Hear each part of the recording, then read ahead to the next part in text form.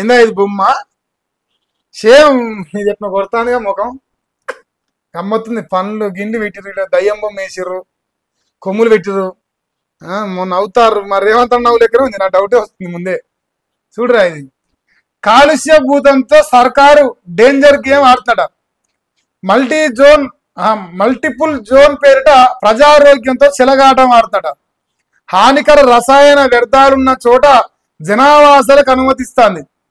పరిశ్రమల తరలింపు పేరిట ప్రజారోగ్యం పనంగా పెడుతున్న వైనమట. దశాబ్దాలుగా మీరు చూడరా, దశాబ్దాలుగా ఆ భూముల్లో పేరుకపోయిన పారిశ్రామిక వ్యర్థాలు, పారిశ్రామిక వాడల చుట్టూ ఏనాడో కలుషితమైన భూగర్భ జలాలు. గతంలోనే ప్రభుత్వానికి నివేదికలు ఇచ్చిన NGRI, నీరి, IICT భూగర్భ జలాల వినియోగాన్ని నిలిపివేయాలని నివేదికల్లో హెచ్చరికలు జారీ చేశారు. అలాంటి భూముల్లో శాస్త్రీయ అధ్యయనం లేకుండానే హిల్టు విషతుల్యమైన న్యూయార్కు లవ్ కెనాల్ ఉదత్తమే ఓ ఉదాహరణ. మరి విషపూరిత నెలలపై అపార్ట్మెంట్లు, హోటళ్లు, స్కూళ్ల నిర్మాణమా? భవిష్యత్తు ఉపద్రవాలకు బాధ్యులెవరు? నిపుణుల ఆందోళన. అబ్బా, ఇది రేవంత్ రెడ్డి ముఖమేనా? అవ్వ ఇంతసేపు కాదేమనుకున్నా. బొమ్మ బొద్దుగా ఉంది, కామెడీగా ఉందిగా. బాగున్నదా మా అన్న ముఖం? ఇప్పుడు అన్న 9,292 ఎకరాలు పట్టణాలలో ఉన్న ఇండస్ట్రీలను తీసుకుపోయి పట్టణం అవతల పెడతా అంటుండు కదా. ఆల్రెడీ పట్టణంలో ఉన్న భూమి ఖరాబ్ అయిందిరా నాయన. భూగర్భ జలాలమైనాయి, భూమి ఖరాబ్ అయింది, ఇలా కొత్తగా వీకేది ఏమి లేదు అని చెప్పిర్రు కదా. మళ్ళీ పోయి ఆడిన ఇండస్ట్రీలు అంటుర్రు. మళ్ళీ వాళ్ళు తీసుకుపోయి పట్టణం అవతల పెడితే మళ్ళీ పట్టణం అవతల ఉన్న ఊర్లు కూడా ఆగమవుతాయి. ఆగమైందంటే ఆగమైన ఉన్న కాడిని ఉండించి అయిపోతుంది అని చెప్పేసి మరి వాళ్ళు ప్రధానంగా చెప్పదలుచుకోరు. నిజమే, న్యాయమే ఉంది ఇప్పుడు వీళ్ళు మాట్లాడే దాంట్లో. ఎందుకంటే పట్నం అవతల ఉన్నా పట్నం యువతలు ఉన్నా ఖరాబు చేస్తూనే ఉంటాయి భూములు ఎట్లాగో. మరి ఇప్పుడు అదేదో పట్నం లోపల ఆల్రెడీ ఉన్నదాన్ని అట్నే ఉండేస్తే ఆ ఇండస్ట్రీస్ ని ఆల్రెడీ ఖరాబ్ అయింది, ఇంత ఖరాబ్ అవుతుంది, అంతవరకు అయిపోతుంది. ఇప్పుడు ఖరాబ్ అయిన కాడికి పోయి మళ్ళీ అపార్ట్మెంట్ కట్టామంటాడు, మళ్ళీ మంచుకున్న కాడికి పోయి మళ్ళీ ఇండస్ట్రీలు పెడతామంటాడు. ఇది ఖరాబ్ అవుతుంది, ఇది కాదు, అవ్వ కాకుండా బో కాకుండా అవుతుంది. మరి అందుకే రేవంత్ తలకాయ ఎంత ఎట్టయిన మా అన్న మంది సొమ్ము మిగతానికి 5 లక్షల కోట్ల కుంభకోణం వల్ల రేపు భవిష్యత్తులో మన బతుకులు ఆనందం కాపోతారని నమస్తే తెలంగాణ వాళ్ళ ఆవేదనను, తెలంగాణ పైన వాళ్ళకున్న ప్రేమను కనబరిచే ప్రయత్నం చేస్తున్నారు. ఇందులో రాజకీయం ఉన్నది వాస్తవానికి, కానీ ప్రజలకు మేలు కూడా ఉన్నది వాళ్ళు రాసే వార్తలు. అందుకే మనం సపోర్ట్ చేయాలి ఈ విషయంలో, తప్పదు. మరి రేవంత్ తర్వాత దయ్యమట, సైతాన్. రేవంత్ రెడ్డి తెలంగాణ సైతాన్ అవుతున్నట. మరి వాళ్ళు బొమ్మ వేసారు, గమ్మత్తి చెవులు పొడుగు పెట్టిరు, కొమ్ములు పెట్టిరు, అన్న గడ్డ ఇట్లా ఇట్లా పెట్టిరు మంచిగా ముద్దుగా, షబ్బాస్. పండ్లు మన కూరలు వెలిసి ఇట్లా. రేవంత్ అన్న తోపు, దమ్ముంటే ఆపు. అమరాబాద్ అడవులోకి వెళ్ళి నల్లవాళ్ళ అడవులోకి వెళ్ళి తొక్కి తొక్కి తొక్కి వచ్చిన మూతబారి కాబట్టి ఇగో ఇట్లా వేల లక్షల కోట్ల రూపాయలు సంపాదించడం కోసం, పేదోళ్ళ భూములు గుంజుకోవడం కోసం రేవంత్ అన్న స్కెచ్ పకడ్బందీ చేసిండు.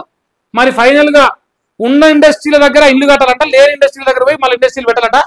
తద్వారా అది నాశనం కావాలి, ఇది నాశనం కావాలి, నాకు మాత్రం పైసలు కావాలి.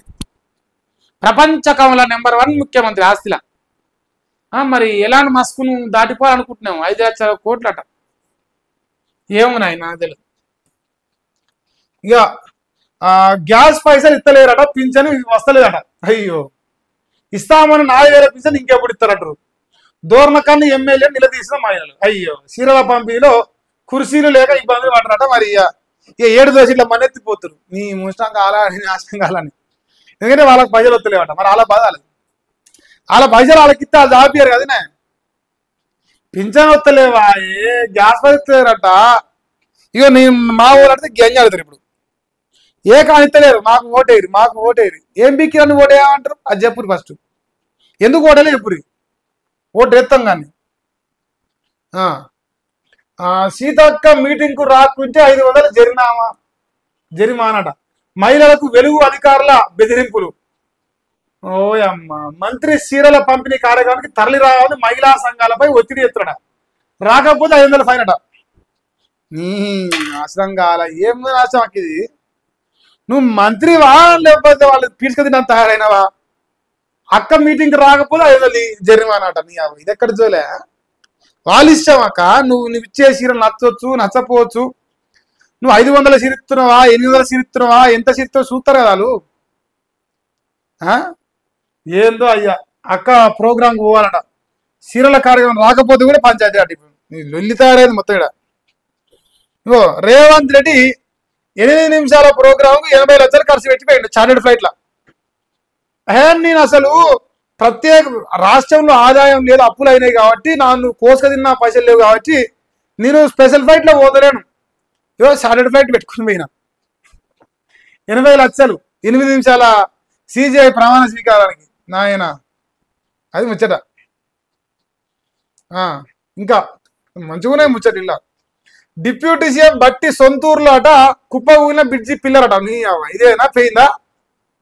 ఖమ్మం జిల్లా వైరాం మండలం స్నానాల లక్ష్మీపురం కేసీ సిరిపురం మధ్యలో కూలిపోయిన బురదలో కూరుకుపోయిన బ్రిడ్జి పిల్లర్. ఇది మన డిప్యూటీ సీఎం బచ్చన్న సొంత ఊరు అట. బచ్చన్న సొంత ఊర్లో ఇది పరిస్థితి.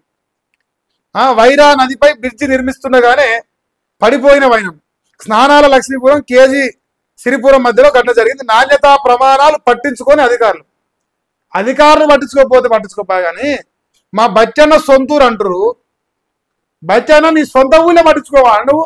ఉప ముఖ్యమంత్రి, ఆర్థిక శాఖ మంత్రివి, ఏంది నీ తెలివి ఎంత, నీ కథ ఎంత, నీ పతారా ఎంత? నువ్వు పట్టించుకోపోతే ఎట్లనే? దయచేసి పట్టించుకో అన్నా. సొంత ఊరు మన కథ కార్ఖానం అంటే ఎట్లా? ఇక పైకం కట్టు లేదా ఫైల్ క్లియర్ చెయ్యి, 2 కాదంటే లంచం కేసులో ఇరికిస్తాం. రిజిస్ట్రేషన్ శాఖలో కాంగ్రెస్ నేత అరాచకాలు చేస్తున్నాడ. ప్రతి నెల మామూలు ఇవ్వాల్సిందే, లేదంటే తాను చెప్పిన 2, 3 ఫైల్ క్లియర్ చేయాలని వ్యక్తి. ఆ 2 చేయని సబ్ రిజిస్ట్రార్లపై కక్ష. గూగుల్ పేలో డబ్బులు పంపించి ఉల్టా అవినీతి ఫిర్యాదులు. పోయావ్వ, ఇప్పటికే 2 బలయ్యారు. మరి మంత్రి హెచ్చరించిన మారని తీరు. ఎవడా వాడు, ఎవడా ఎమ్మెల్యే కాంగ్రెస్ నేత అట. ఇప్పుడు వాడే లంచం ఇస్తాడు, అది గూగుల్ పేలో కొడతాడు. ఇంకో నాకు లంచం ఇచ్చినా చూసుకొని గూగుల్ పే చూస్తాడట. 2 వీకేసారు అట్లా. అంటే కాంగ్రెస్ వాళ్ళు లంచగొండలను తయారు చేసేది వాళ్ళే, మళ్ళీ పట్టించేది వాళ్ళే. అయితే మామూలు ఇవ్వాలి, లేదంటే ఫైల్ క్లియర్ చేయాలి. 2 చేయకపోతే నీ పని అవుట్. ఇది మన ఇందిరామ్మ రాజ్యం పరిస్థితి అట. మరి దీనికి ఓటు వేయరు మీరు, తప్పలేదా? వాళ్ళు గెలిచినాక మరి సంపాదించుకోద్దా? వాళ్ళ పైసలు వాళ్ళకు